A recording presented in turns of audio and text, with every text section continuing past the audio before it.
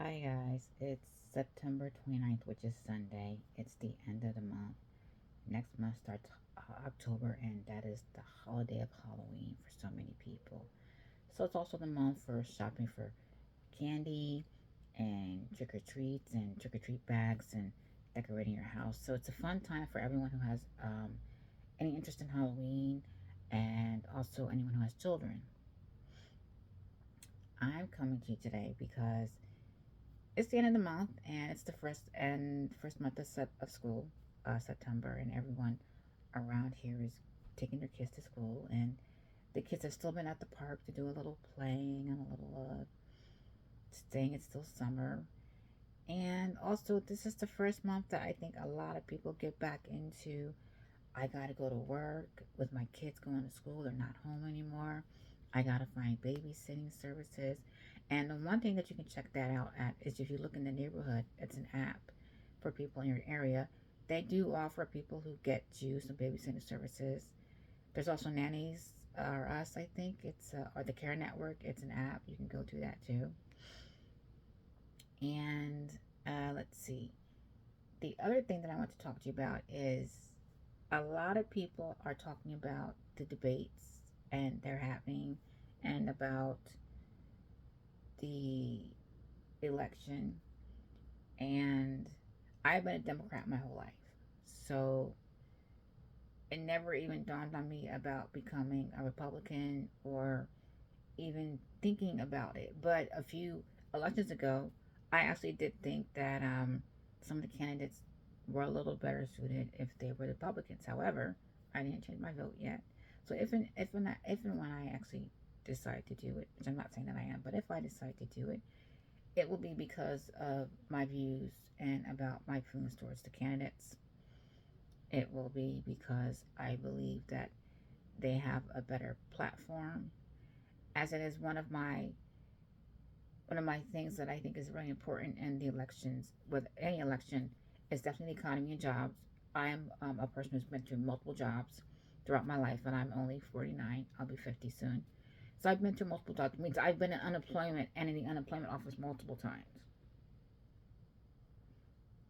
And I've had to look for jobs multiple times, including after September 11th. So this is just my personal feeling is that it has to be, you have to have a president who is good for the economy, which will create jobs for you, which will create stability for you.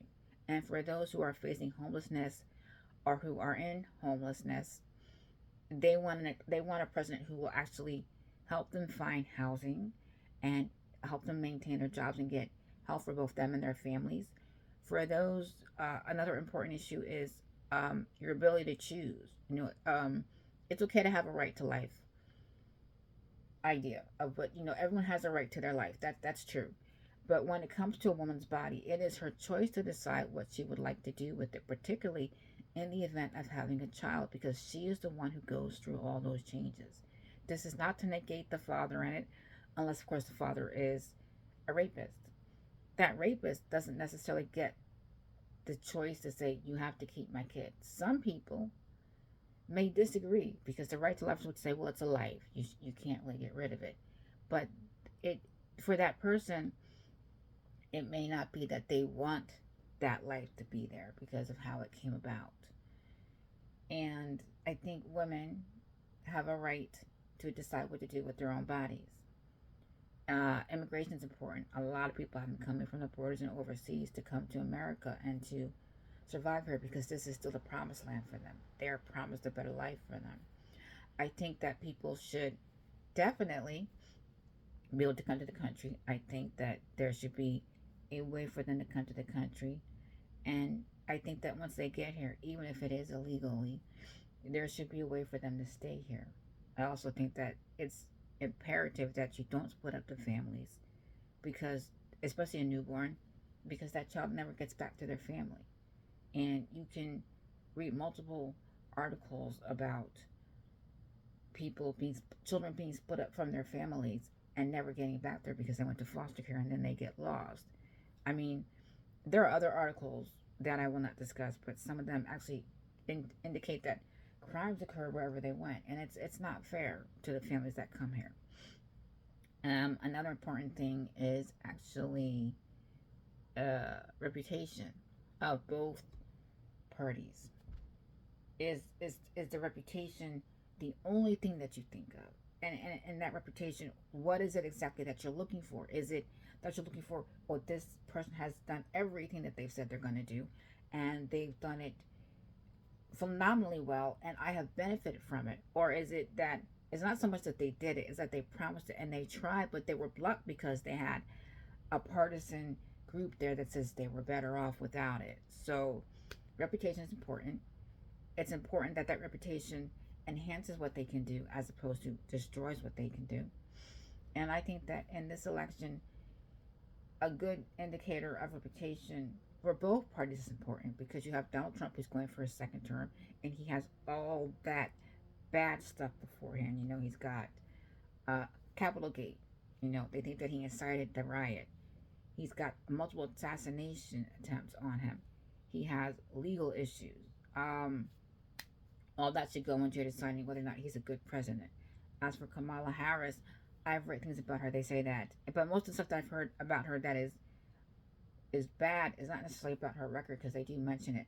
But a lot of people say that, you know, she's hard to work with, and she's bad with her employees. And then they say that she voted one way when she said she was going to vote another way, or that because she was, I think she was in the legal field, if I'm not mistaken, um, that her ability to do something was characterized by her decision on helping them and how she helped them. And I'm not looking at something, so if I have to correct this, don't get me wrong, I will come back on and correct it, or I will do it in the comments. But I think it's very important that you, as a young American who reaches the age of 18, be you black, Latino, Indian, Asian, whatever it is, I think it's important, as long as you're a citizen of America, that you vote. And I do not know if green cards can vote. If you can with the green card, it's imperative that you vote, because without that vote, and if they don't count you, you don't get a voice in anything, because it's still going to be that select few, the white power base or the black power base, that is who they're going to listen to, and you yourself will not be heard. So it's important that everyone has a vote.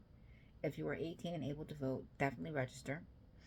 Make sure that your name is registered correctly, and make sure that it's attributed to your town and your district and your state. And go out there and vote, guys. If you don't do it, you will never know what you could have done, because your vote just wasn't counted. So go ahead and register to vote, guys.